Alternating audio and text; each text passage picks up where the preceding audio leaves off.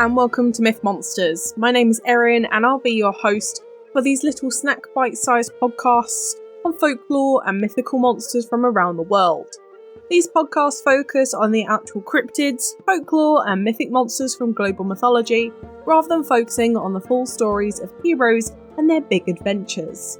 I'll also be dropping in some references that they have to recent culture, and where you can see these represented in modern day content so that you can learn more and get as obsessed as I am about these absolute legends of the mythological world.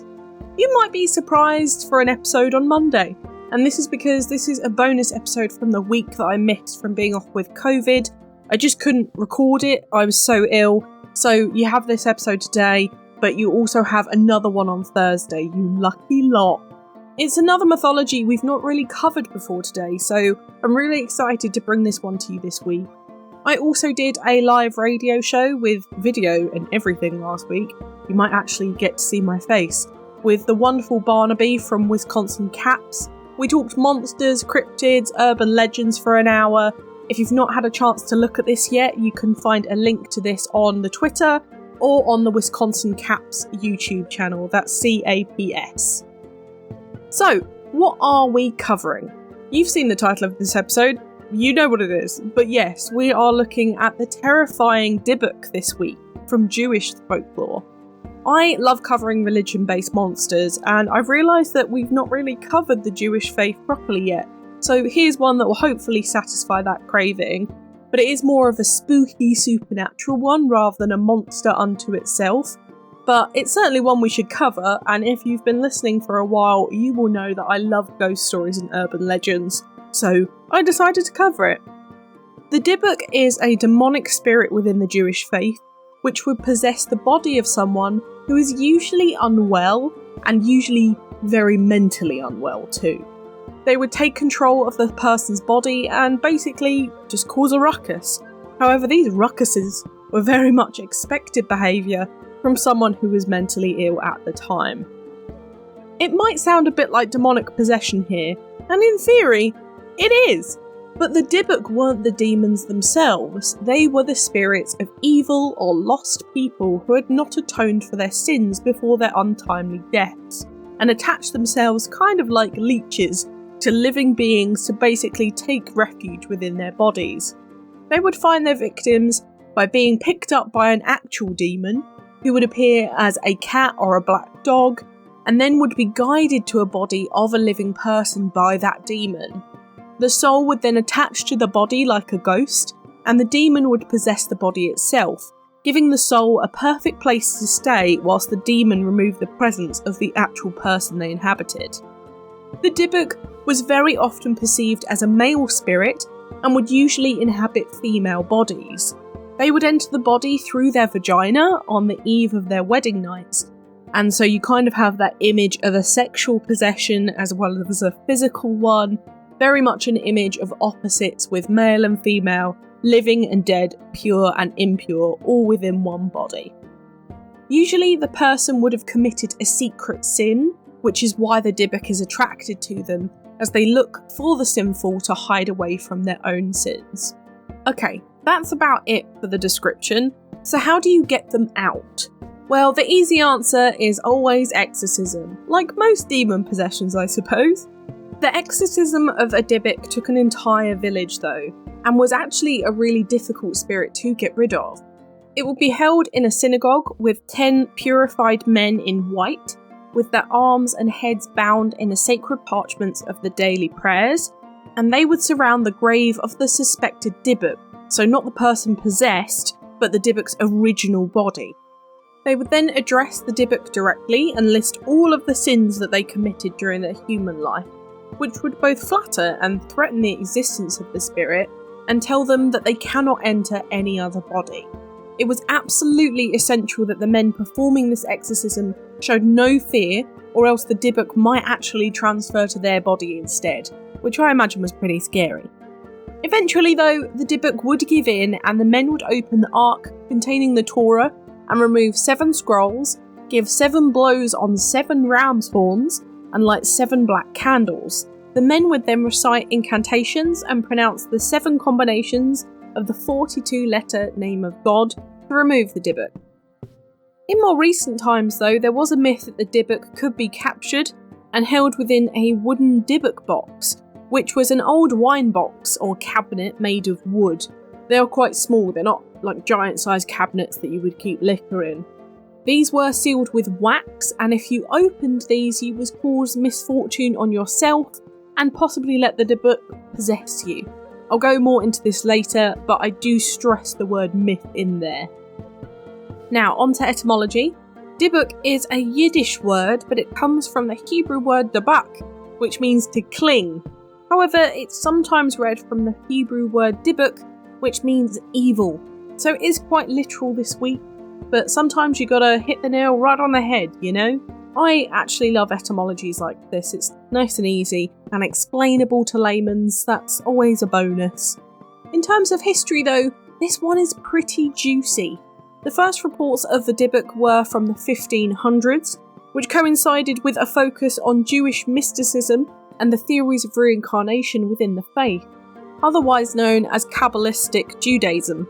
Superstition and the world of ghosts and demons were at their peak during this time throughout the world, which is known as the beginning of modernity between the Renaissance and the Enlightenment, which caused some huge events within the world, affecting the way that mentally ill patients and women were treated, and also how demonic possession was used as a scapegoat for very real health issues. During this time, women were generally treated as second-class citizens, and anyone who showed any form of social uniqueness was shunned and labelled as demons, spirits, or even witches, and it was frequently considered that people who were mentally ill were possessed. Hysteria was also something that women were historically declared with during this time, and we can certainly see how the possession of a Dybbuk might cause this impression, although we now know that this was all pretty much rubbish. Fun fact is, now in psychological literature, the Dybbuk is described as a hysterical syndrome, which I think is absolutely fascinating, and honestly the hysteria thing winds me up to this day. Now, importantly, we don't have a set location for where this monster comes from, as it comes from a religious connotation rather than a specific place like most of our other monsters do. But what we do know is that it was most likely Eastern Europe and the Middle East, where the historic birthplace of Judaism was. This is important because in the 15 to 1600s in Europe, what was happening? Oh yeah, the witch craze. It was taking over in the West in mainland Europe, such as the UK, Switzerland, Germany, Austria, France, even spreading as far as the US in the late 1600s in Salem, Massachusetts. We talked witches earlier, but Jewish women were not outside of this, even though it was mostly spread that women in Christian beliefs were witches.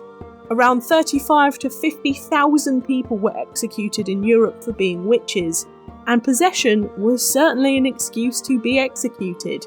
If you've seen Arthur Miller's The Crucible, you will certainly know what I am talking about. So the probability of Jewish women also being possessed by the Dybbuk as well, but possibly just suffering from postnatal depression, insomnia, or even effects of malnutrition or other diseases and mental conditions of the time, were quite high. It was a high probability to be classed as a witch, even though potentially you might have just been possessed by an evil spirit. Who knows the difference nowadays? But either way, it seems like some kind of religious scapegoat for the way that women and mentally ill people were treated and how people interpreted their symptoms within this time. Now, moving on from the historical connotations of this, for the monster, the Dybbuk was practically forgotten about following this until a play was written in the 1910s by S. Ansky called The Dybbuk, which was massively successful and popularised the idea of this ancient spirit to the more modern world. This play was about how the soul of a betrayed man comes back to haunt the body of his betrothed. Spooky. Speaking of modern history, the Dybbuk is now a staple in Jewish folklore monsters, popularised even more from 2003, when an online creator called Kevin Manis put a so-called Dybbuk box up for sale on eBay in Portland, USA. He wrote a compelling story about the wine cabinet he bought from a Holocaust survivor's granddaughter who fled Poland, with only 3 items, the wine cabinet being one of them.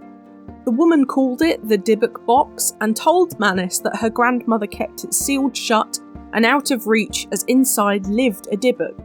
She told him to never open it unless he wanted to have bad things happen to him and those around him. So, of course, he opened it pretty much immediately when he got home.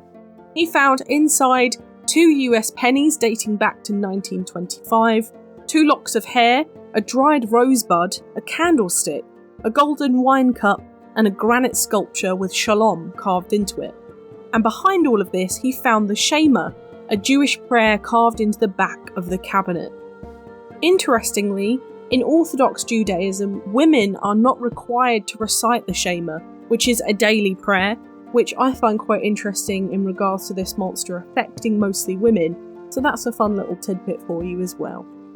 Now, Manis had no apparent ill effects from opening this, but he gave it to his mum on Halloween one year, and apparently she felt a cold breeze when opening it, and immediately had a stroke. She did survive, I will stress this. And following that incident, the family had immensely bad luck, and kept having strange dreams and incidences happening to them. So in 2003, he wrote all of this up and put it on sale on eBay. Eventually, Zach Bagans, who has a haunted museum in Las Vegas and a couple of paranormal TV shows, bought this, and it now sits on display in the museum, and apparently cursed the rapper Post Malone, which I think is pretty funny and probably deserved. The rest, though, is history.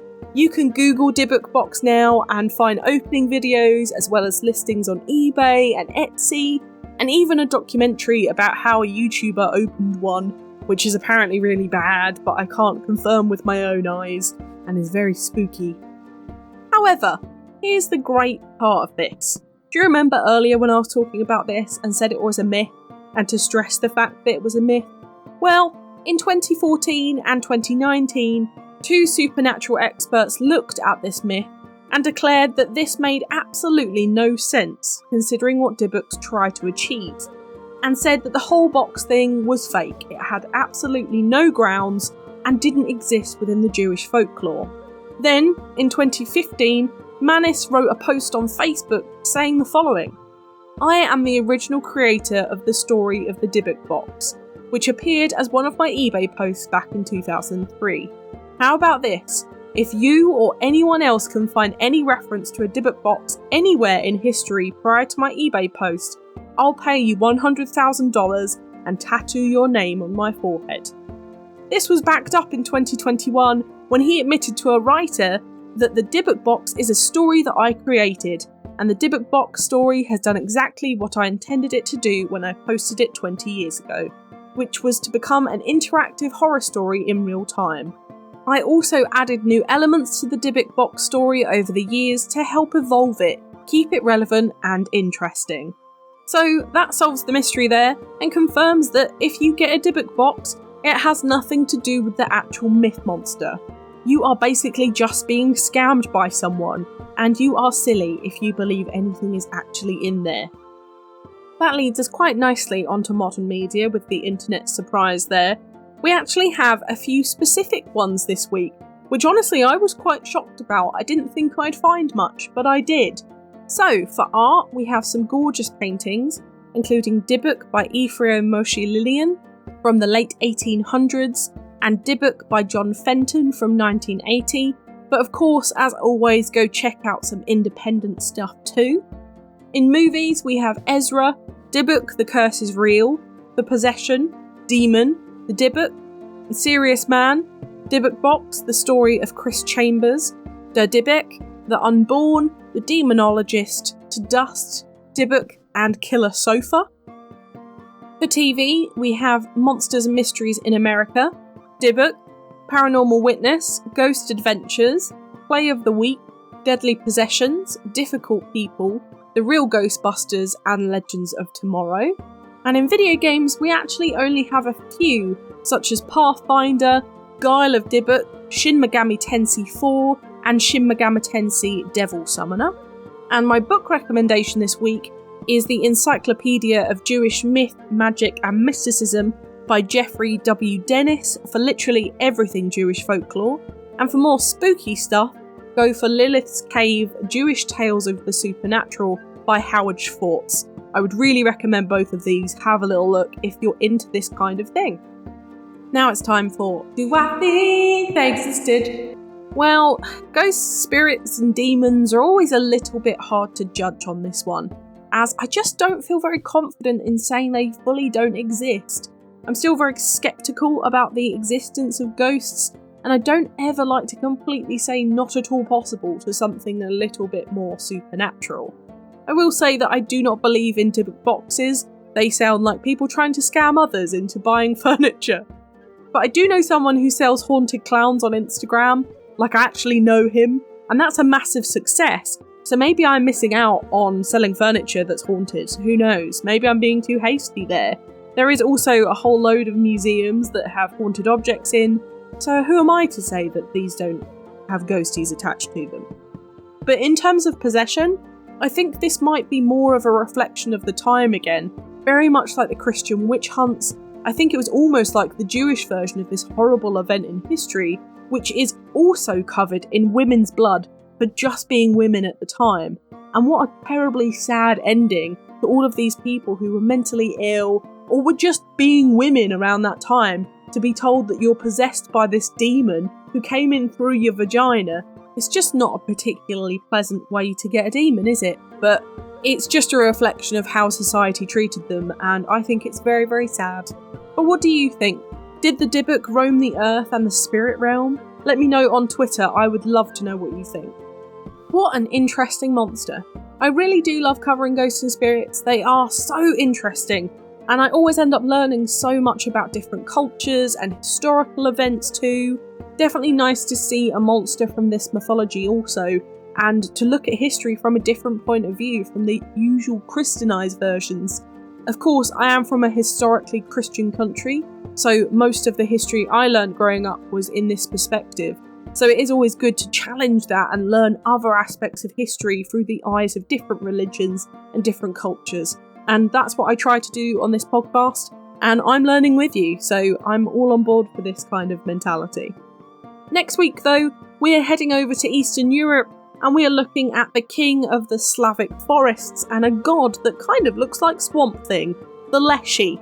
Make sure to listen out for his singing in the woods this Thursday, because you have a double episode this week, because this came out on a Monday, which has really weirded out my schedule, and generally me. It's probably not going to happen again, but double episode, look forward to it on Thursday. All of my marketing will still go out the same, so look forward to that. But for now, thank you so much for listening. It's been an absolute pleasure. If you enjoyed this podcast, please give it a rating on the service you are listening on. I've got the Twitter for any questions or suggestions on what monsters to cover next, and I'd really love to hear from you. The social media handles for TikTok, YouTube and Instagram are Myth Monsters Podcast, and the Twitter is Myth Monsters Pod. All of our content can always be found at mythmonsters.co.uk, and you can find us on Good Pods, Buy Me a Coffee and Patreon if you want to help me fund the podcast too. Come join the fun though, share this with your pals, they might love me as much as you do. But for now, stay spooky, and I'll see you later, babes.